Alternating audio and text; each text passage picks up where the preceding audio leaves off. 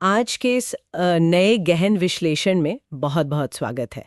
जब भी हम इंडियन इंग्लिश लिटरेचर यानी भारतीय अंग्रेजी साहित्य के बारे में सोचते हैं तो सबसे पहले दिमाग में क्या आता है? ज्यादातर लोगों के दिमाग में कहानियां ही आती हैं, फिक्शंस। हाँ बिल्कुल, जैसे आर.के. नारायण की मलगुडी की कहानियाँ या फिर सलमान रश्दी और अरुंधति रॉय के नॉवेल्स। जो कि बहुत लाजवाब हैं, लेकिन पूरी तस्वीर नहीं है। सही कहा। और आज हमारे पास जो लेक्चर नोट्स और रिसर्च मटेरियल है ना, MEG 07 block 1 non fictional prose in Indian English literature, वो एक बिल्कुल अलग ही कहानी बताता है। एक ऐसी कहानी जो दिखाती है कि फाउंडेशन सिर्फ फिक्शन नहीं है। एकदम। ये मटेरियल हमें बताता है कि इस साहित्य की नींव असल में कविताओं पर नहीं बल्कि दर्शन, संस्कृति, राजनीति और इतिहास से जुड़े वास्तविक विचारों पर खड़ी है, नॉन फिक्शनल प्रोज पर। और यही इस टॉपिक को इतना खास बनाता है। तो चलिए इसको थोड़ा विस्तार से समझते हैं।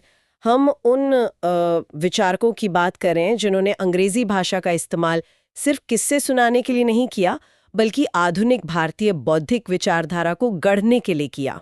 ये बहुत ही शानदार शुरुआत है इस चर्चा की, क्योंकि अगर हम इस मटेरियल के कोर आर्गुमेंट को देखें तो बात सिर्फ ये नहीं है कि उन्होंने क्या लिखा। हाँ, बल्कि ये है कि उन्होंने कैसे लिखा। बिल्कुल।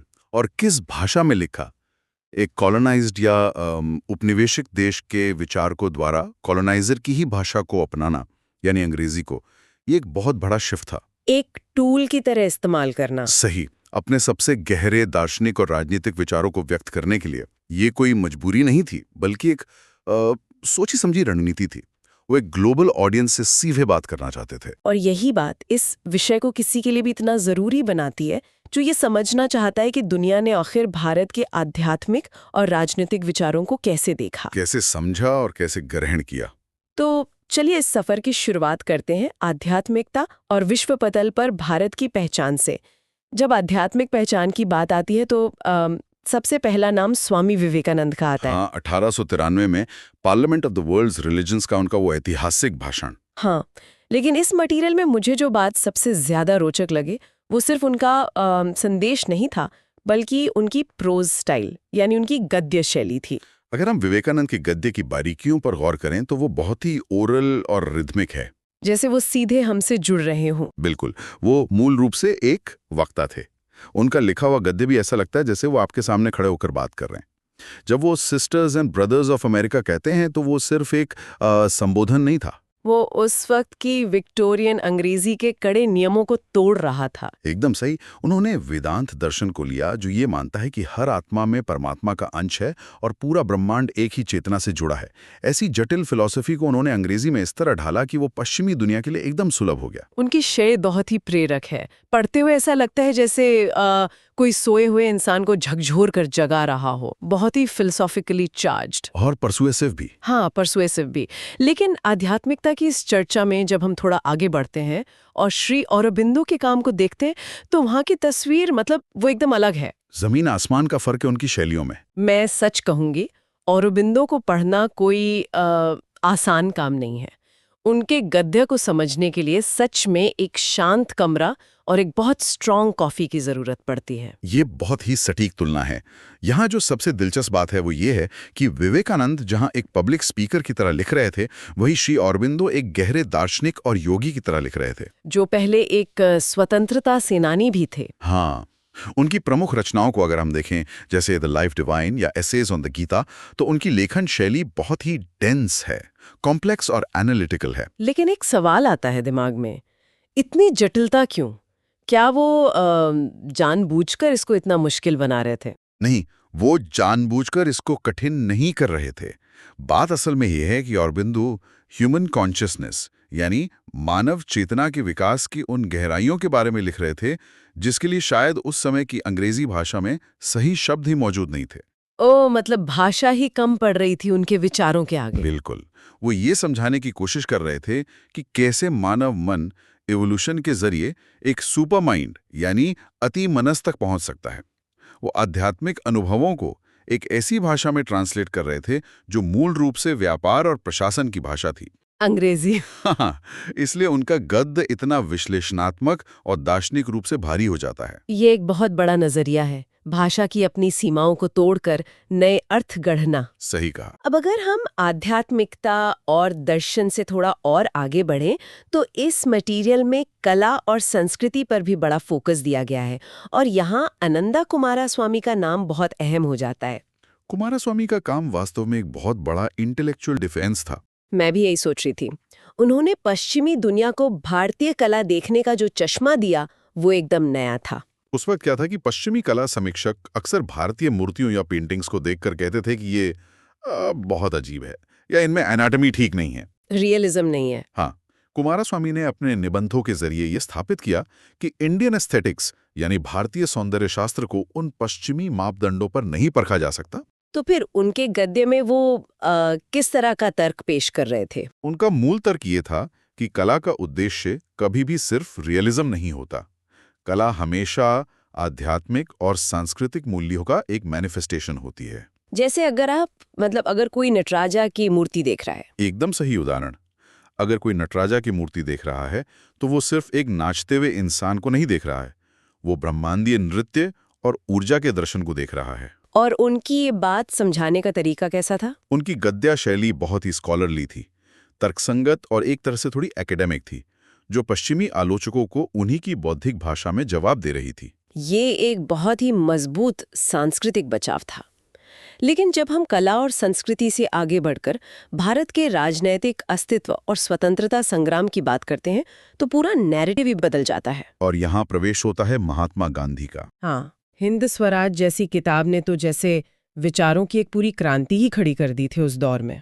गांधी जी के गद्य की सबसे बड़ी खासियत अगर किसी एक चीज में है तो वो है उसकी स्ट्रक्चरल और मॉरल क्लैरिटी। वो बहुत सीधा लिखते थे। हाँ, अगर हम कुमारास्वामी या औरोबिंदो के भारी और जटिल गद्य से उनकी तुलना करें तो ये एकदम विपरीत दिशा में जाता है। मैंने भी ये नोटिस किया है। गांधी जी की अंग्रेजी बहुत ही साफ, बेबाक और एक तरह से सपाट सच्चाई जैसी लगती है, जैसे कोई लीगल ब्रीफ लिखा हो लेकिन उसके पीछे एक बहुत गहरा नैतिक वजन हो। सही बात है। सोर्स के अनुसार गांधी जी अहिंसा, सत्य और स्वराज जैसे विषयों पर लिख रहे थे।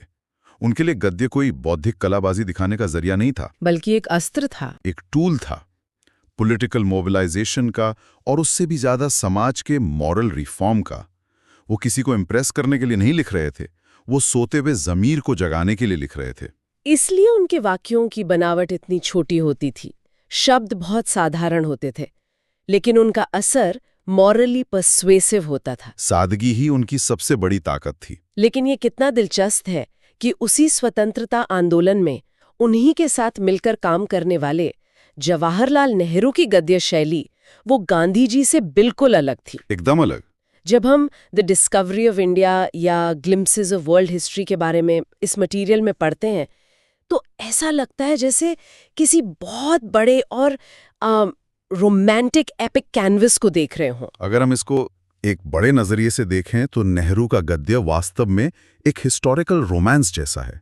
वो सिर्फ इतिहास का विवरण नहीं दे रहे थे, वो कुछ गढ़ रहे थे। हाँ, वो अपने गद्य के जरिए भारत के आइडिया को कंस्ट्रक्ट कर रहे थे।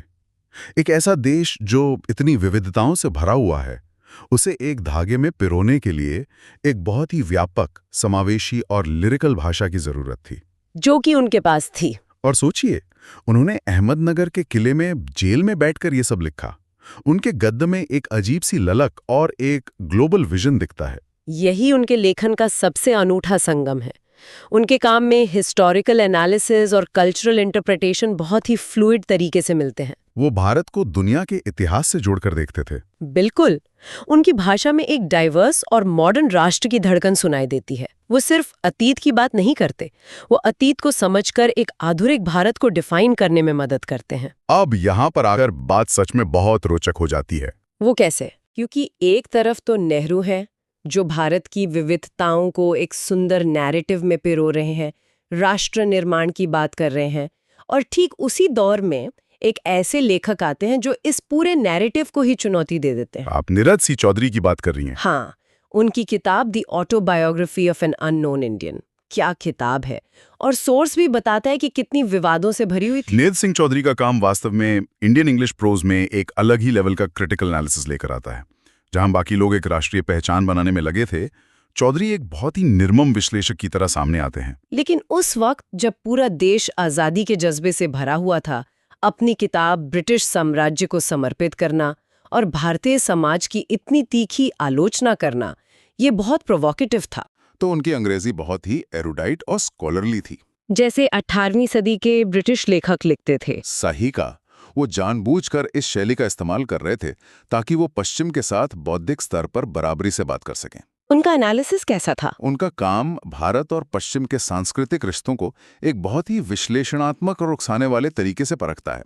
वो एक ऐसा आईना दिखा रहे थे जो शायद बहुत लोगों को आरामदेह नहीं लगा। लेकिन उनके गद्य की बौद्धिक ताकत और भाषा पर उनकी पकड़ से कोई इनकार नहीं कर सकता। एकदम नहीं। ये देखना सच में अद्भुत है कि इन लेक्चर नोट्स में नॉन फिक्शनल प्रोज का दायरा कितना बड़ा दिखाया गया है, आध्यात्मिकता से लेकर तीखी सामाजिक आलोचना तक। और ये सफर आजादी के बाद यहीं पर नहीं रुकता। सही कहा। जब हम आधुनिक युग की तरफ आते हैं तो ये विमर्श और भी ग्लोबल हो जाता है। विक्रम सेठ का नाम यहाँ थोड़ा हाइकरण करने वाला पर बहुत दिलचस्प तरीके से आता है। हाँ, क्योंकि लोग उन्हें उनकी कविताओं और फिक्शन के लिए ज्यादा जानते हैं। बिल्कुल, पर उनके नॉन फिक्शनल प्रोज, खासकर ट्रैवल लॉग्स में यात्रा, संस्कृति और पहचान के विषय बहुत गहराई से झलकते हैं। विक्रम सेठ का गद्य, जैसे उनकी किताब फ्रॉम हेवंस लेक में, एक ताज़ी हवा के झोंके जैसा है। अगर हम पिछले विचारकों को देखें, गांधी, नेहरू और अरबिंदो, वो सभी बहुत भारी राष्ट्रीय या आध्यात्मिक मुद्दों पर लिख रहे थे। सेठ का लेखन उस मामले में अलग है। हाँ, उनका गद्य बहुत ही स्पष्ट, खूबसूरत और अनप्रिटेंशियस है। उनके लेखन में एक नैरेटिव रिचनेस है। जब वो किसी जगह के बारे में लिखते हैं तो पढ़ने वाले को वहां की आवाजें और लोग सद महसूस होने लगता है। उनका नजरिया बहुत ही खुला और घुमक्कड़ वाला है। और इसी आधुनिक ग्लोबल नैरेटिव को एक अलग ऐतिहासिक दिशा में ले जाते हैं अमिताभ घोष। अमिताभ घोष का काम सच में अंतर्राष्ट्रीय स्तर पर प्रशंसित है और उनका नॉन फिक्शनल प्रोज बहुत ही महत्वपूर्ण है। उनके निबंध ज्यादातर कॉलोनियल हिस्ट्री यानी औपनिवेशिक इतिहास, प्रवास और ग्लोबल कल्चर की पड़ताल करते हैं। उनकी शैली के बारे में सबसे खास बात यह है कि वो भारतीय इतिहास को दुनिया के नजरिए से जोड़ते हैं। वो एक हिस्टोरियन और एक स्टोरी टेलर के बीच की लाइन को बिल्कुल मिटा देते हैं। उनका काम बहुत ही इन्वेस्टिगेटिव होता है। वो ऐसे तथ्य सामने लाते हैं जो ये दिखाते हैं कि कैसे भारतीय इतिहास कभी भी अकेले अकेले आगे नहीं बढ़ा, बल्कि ग्लोबल कल्चर से जुड़ा रहा। बिल्कुल। माइग्रेशन और इतिहास पर उनके निबंध ये साबित करते हैं कि हमारा इतिहास और ग्लोबल हिस्ट्री आपस में कैसे गुंथे हुए हैं। तो अब अगर हम थोड़ा पीछे हटकर इस पूरी चर्चा को एक साथ देखें, विवेकानंद के वेदांत से लेकर अमिताभ घोष के इतिहास तक, तो इन सब का आखिर मतलब क्या निकलता है? ये बहुत अच्छा सवाल है। इन 8 अलग अलग लेखकों को पढ़कर हमें क्या समझ आता है? अगर हम इस पूरे सोर्स मटेरियल का सार निकालें तो सबसे बड़ा आहा मोमेंट ये है कि इन सभी विचारकों के बीच कुछ बहुत ही सामान्य विषय हैं। जैसे कि सांस्कृतिक पहचान। हाँ, सांस्कृतिक पहचान, आध्यात्मिकता, राष्ट्रवाद और पूर्व और पश्चिम के बीच का संवाद। इन सभी ने इन मुद्दों को अलग अलग शैलियों में समझाया है। और इस डिस्कशन से ये भी साफ होता है कि आने वाले एग्जाम्स में किस तरह के सवाल बन सकते हैं, जैसे भारतीय अंग्रेजी गद्य का विकास या नेहरू का ऐतिहासिक गद्य में योगदान, या फिर विवेकानंद के दार्शनिक विचार। ये चर्चा इस विषय की अहमियत को पूरी तरह से पुष्ट करती है। सच में हम ये निष्कर्ष निकाल सकते हैं कि नॉन फिक्शनल प्रोज ने भारतीय अंग्रेजी साहित्य में एक बेहद अहम भूमिका निभाई है। इसने भारतीय समाज और ग्लोबल इंटेलेक्चुअल थॉट्स को बहुत गहराई से प्रभावित किया है। लेकिन इस डीप डाइव को खत्म करने से पहले सोर्स पढ़ने के बाद मेरे मन में एक सवाल आया जो मैं यहाँ छोड़ना चाहूंगा। बिल्कुल, बताइए, वो क्या है? इन सभी विचारकों ने अपने सबसे गहरे भारतीय विचारों और दर्शन को व्यक्त करने के लिए अंग्रेजी भाषा का चुनाव किया। हाँ, तो ये सोचने वाली बात है कि क्या एक विदेशी भाषा के इस्तेमाल ने उन विचारों के मूल रूप को थोड़ा बदल दिया होगा, या फिर उस भाषा ने ही इन विचारों को पूरी दुनिया तक पहुंचने के लिए सबसे ताकतवर पंख दे दिया? क्या बात है! ये सच में एक बहुत ही गहरा और विचारोत्तेजक सवाल है जिस पर कोई भी खुद विचार कर सकता है। भाषा आखिर कितना बड़ा असर डालती है हमारे विचारों पर? इसी सटीक सवाल के साथ हम इस गहन विश्लेषण को यहीं समाप्त करते हैं। उम्मीद है ये चर्चा सुनने वालों के लिए बहुत ज्ञानवर्धक रही होगी और उनकी जिज्ञासा को और बढ़ा दिया होगा। अगली बार फिर मिलेंगे एक और नए विषय की गहराइयों में उतरने के लिए।